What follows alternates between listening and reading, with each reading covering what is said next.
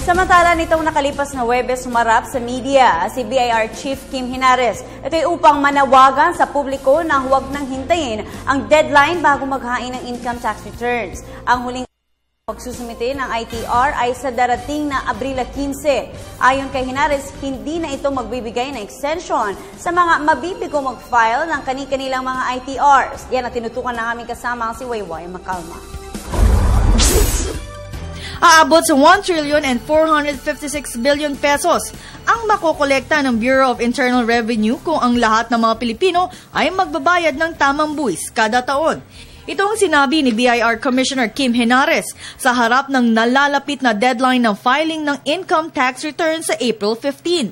Sa huling talan ng BIR, umaabot sa 24% lamang ang nagbabayad ng buwis sa 1.8 milyong Pilipinong self-employed. 3 out of 4 did not file their income tax return. No? So, there's only 1 out of 4 person who filed it. No? So there's really a large gap in terms of compliance among the self-employed and the professional. No? First, the figure 1.8 it is in itself a bit of a low figure already. Then you get the number of filers that's even 24%.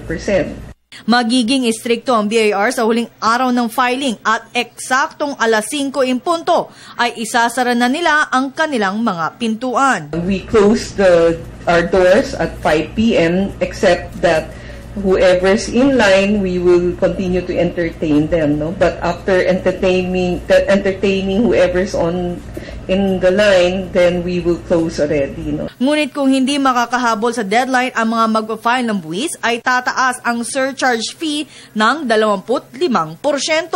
Ang magiging patong naman sa mga hindi magbabayad ng tamang buwis ay sila ay makukulong 1 hanggang 4 na taon at posibleng umabot pa sa 10 taon. If you are late, no, you still have to file.